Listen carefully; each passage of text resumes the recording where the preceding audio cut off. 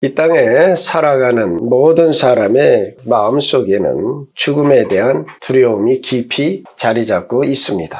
오늘 본문에서 주님께서는 죽음에 대한 두려움이 있는 인생들에게 무한한 위안의 말씀을 약속해 주셨습니다. 진실로 진실로 너희에게 이르노니 사람이 내 말을 지키면 영원히 죽음을 보지 아니하리라. 주님의 이 선언은 우리에게 주시는 아마 위대한 약속으로서 세 부분으로 나누어 생각할 수 있습니다. 첫째는 그 약속이 자리 잡고 서 있는 근본적인 조건이요. 둘째는 그 약속 자체요. 셋째는 그 약속을 신뢰할 수 있는 보증으로 나누어 함께 살펴보도록 하겠습니다. 첫 번째는 조건이죠. 첫 번째 사항은 약속을 기초로 하고 있는 조건입니다.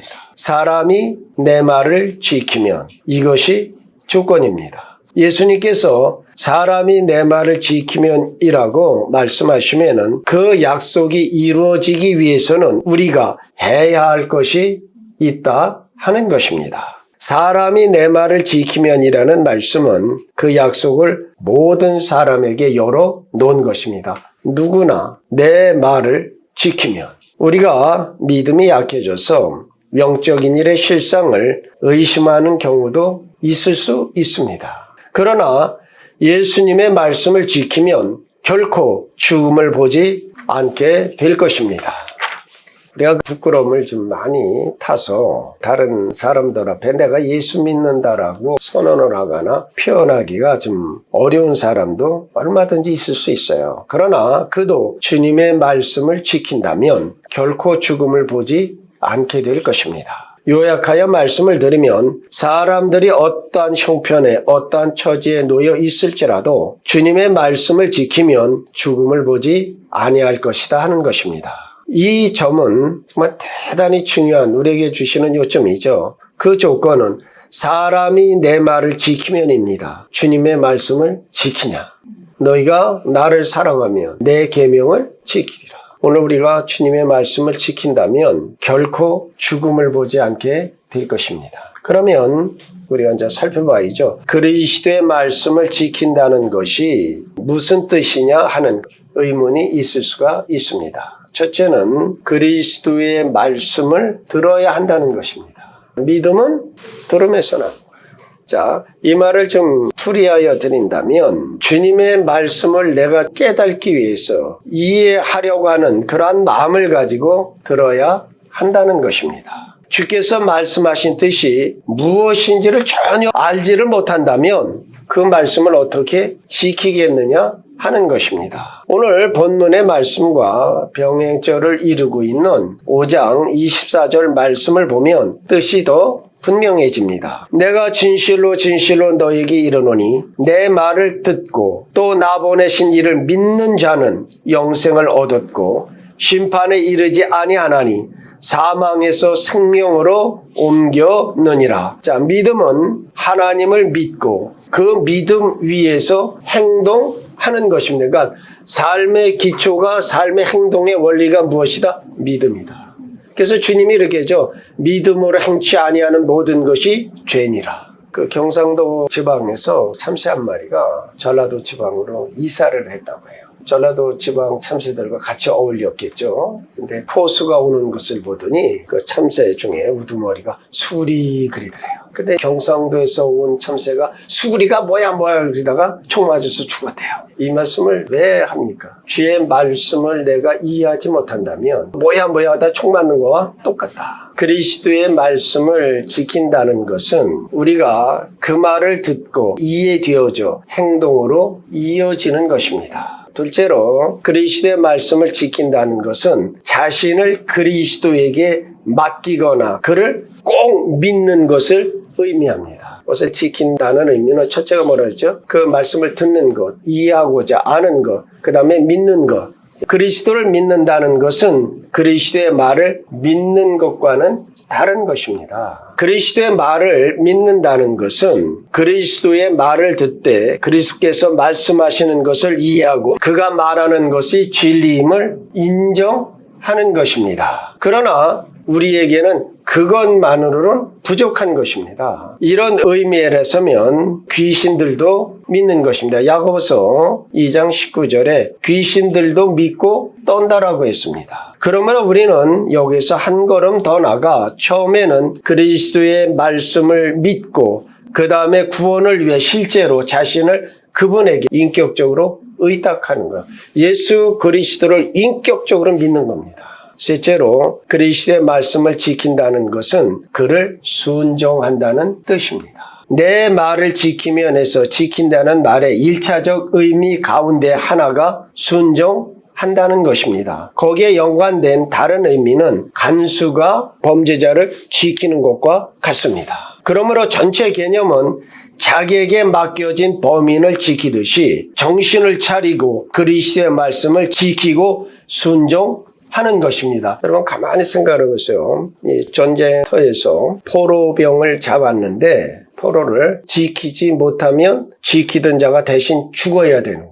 그러니까 믿음이라는 것은 범인을 지키는 것 같아요. 정신 차리고 바르게 지켜야 된다. 이게 믿음이에요. 여기서 우리는 그리스도의 말씀을 듣고 믿고 그 가르침을 순종하느냐 하는 것입니다. 만일 내가 주의 말씀에 순종하고 있지 못하다면 예수 그리스도와 나와의 관계를 확인해 볼 필요가 있습니다. 왜냐하면 예수님의 약속이 바로 그렇게 행하는 사람들에게만 해당되어지기 때문입니다. 한번 따라합시다. 믿음은 순종이다. 그러니까 믿음은 들음에서 나고 그것은 무엇으로 증명되느냐? 순종함으로 이루어지게 되는 것입니다. 두 번째는 오늘 약속을 하셨죠. 우리가 이제 약속 그 자체를 생각해 보아야겠는데 영원히 죽음을 보지 아니하리라. 주님께서 우리에게 아주 큰 약속을 해 주신 거죠. 자, 이 말씀은 1차적으로 육신적인 죽음을 가리키는 것이 아닙니다. 왜냐하면 예수님께서도 죽으셨고 그 이후 예수님을 따르는 모든 사람들이 다 죽었기 때문입니다. 여기서 다시 오늘 본문과 병행 구절인 5장 24절은 우리의 이해에 도움을 줍니다. 영생을 얻었고 심판에 이르지 아니하나니 사망에서 생명으로 옮겼느니라는 말씀과 오늘 본문에 영원히 죽음을 보지 아니하리라고 어떻게 해요? 서로 병행을 이루어주고 있습니다. 이 말씀들은 1차적으로 영적인 죽음을 가리키고 있는 것입니다. 예수 그리스도의 말씀을 지키는 자는 하나님의 심판의 결과인 최종적인 죽음을 겪지 않을 것이라고 약속하고 계신 것입니다. 죽음은 우리가 분리라는 것을 인정할 때 그 점이 더 분명하게 나타납니다. 육체적인 죽음은 영혼과 육체가 분리되어지는 것입니다. 영과 혼이 육체로부터 떠나는 것이죠. 그러나 몸은 여전히 있는 것입니다. 영적인 죽음의 경우에는 영과 혼이 하나님과 분리되어지는 것입니다. 정말 두려운 것은 바로 이 경우입니다. 에스겔서 18장 4절 말씀을 보면 모든 영혼이 다 내게 속한지라 아버지의 영혼이 내게 속함같이 그의 아들의 영혼도 내게 속하였나니 범죄하는 그 영혼은 죽으리라. 이것을 로마서 6장 23절에서는 다시 이렇게 말씀을 하시죠. 죄의 삭은 사망이다. 이 죽음은 하나님과의 분리를 말씀하는 것입니다. 우리의 죄의 직접적이고 불가피한 귀결이 바로 영혼이 하나님과 분리되어지는 것입니다. 그러나 예수님께서 십자가에 달리셨을 때 온 땅이 어둠에 임하고 그 어둠 속에서 주님이 외치셨죠. 엘리 엘리 라박 사박다니 나의 하나님 어찌하여 나를 버리셨나이까. 이것은 아버지 하나님과 아들 예수님이 분리되어지는 그 아픔을 예수님이 당하셔서 이 고통에 부르짖으셨던 것입니다. 그리하여서 믿는 사람들을 위하여 그 죽음을 영원히 제거하여 주신 것입니다. 예수 그리스도를 자기 구주로 믿는 사람들은 다시는 그 죽음을 두려워하지 않게 되어진 것입니다. 이를 알고 영원한 죽음에서 자유를 확신한 사도 바울은 고린도전서 15장 55절에서 이렇게 외칩니다. 사망아 너의 승리가 어디 있느냐? 사망아 너의 쏘는 것이 어디 있느냐라고 감격스러워 외쳤던 것입니다. 우리도 영적인 죽음에서 벗어나게 되었으니 육체적인 죽음을 바라보는 시각이 달라져야 하지 않겠느냐 하는 것입니다. 만일 무덤이 심판의 공포나 영원토록 하나님과 분리되는 법정적인 분리를 주장하지 못한다면 오히려 무덤은 하나님과의 완전한 연합의 전망을 우리에게 제공해주고 있는 것입니다. 그래서 사도 바울은 빌립보서 1장 21절에서 이는 내게 사는 것이 그리스도니 죽는 것도 유익함이라고 하셨습니다. 이 세상을 떠나는 것은 하나님과 함께 있는 것입니다. 그러므로 비록 육체적인 죽음이 고통을 동반한다 할지라도 그것은 언제나 영광의 서국이요 번향에 가는 일임을 기억하시면서 천국의 소망으로 가득 차시기를 축원드립니다. 세 번째는 보증이죠. 예수님께서 당신의 말씀을 믿을 수 있음을 보여주기 위하여 주신 보증은 진실로라는 그 말을 통해서입니다. 진실로는 아멘이라고 하는 말의 우리 번역입니다.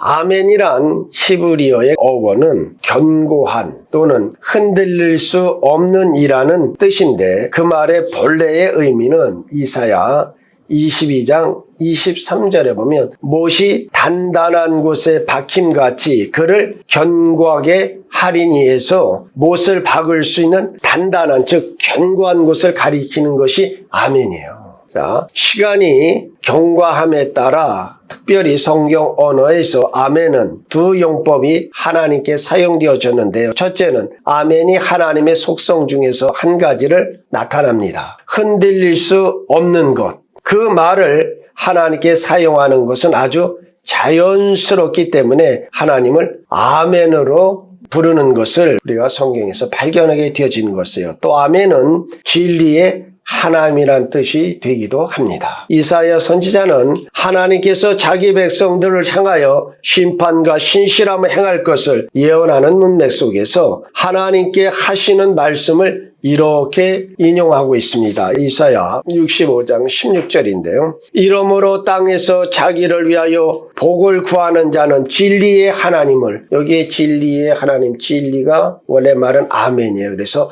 아멘의 하나님을 향하여 복을 구할 것이요 땅에서 맹세한 자는 진리의 하나님으로 아멘의 하나님으로 맹세하리니 이는 이전 환란이 잊어졌고 내 눈앞에 숨겨졌음이라. 이와 같이 하나님의 위대한 속성 중에 하나가 아멘입니다.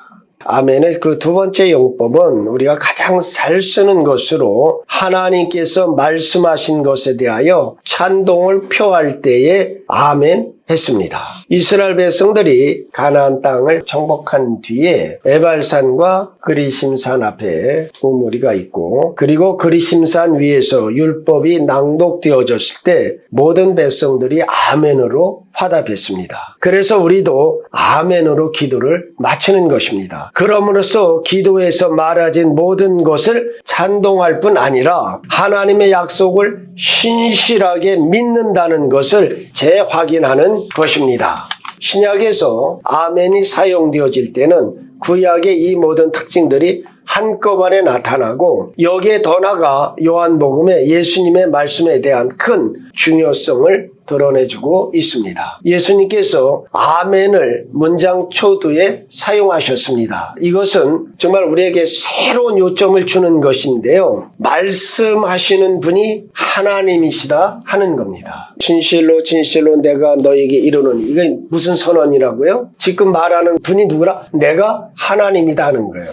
그러니까 인간이 우리가 말을 하면서 아멘을 먼저 둘 수가 없어요. 우리는 어떻게 해요? 그 말씀이 여호와의 말씀이 선포되어질 때 뒤에 아멘으로 그래 이것이 여호와의 말씀이요 신실한 말씀이요 진실한 말씀이 내가 찬동을 표합니다. 그래서 아멘하는 것이에요. 근데 예수님께서는 아주 독특하게 진실로 이 말하고 있는 이가 누구다? 하나님이시다. 이 점은 참으로 중요한데요. 하나님께서 말씀하실 때 당신이 말씀하시는 것이 진리라는 확인표를 앞에다 두신다라 하는 뜻입니다. 나는 내가 말하는 것이 진리임을 엄숙히 확인하노라라고 말씀하시고 있는 것입니다. 그 말씀이 선포되어진 후 하나님의 백성들이 그 말을 메아리로 즉 아멘으로 화답하는데 이는 우리는 하나님의 신실함을 인정하고 믿습니다라는 뜻을 나타내는 것입니다. 하나님의 진리는 모든 진리와 모든 생명의 기초입니다. 아멘은 하나님의 신빙성을 믿는 우리의 믿음입니다. 하나님께서 아멘이라고 말씀하시면 우리는 그에 따라 아멘 아멘이라고 화답하는 그러한 반응을 보여야만 하는 것입니다. 요한복음에서 예수님께서 진실로 진실로 너에게 이르노니라고 선언하는 말씀들이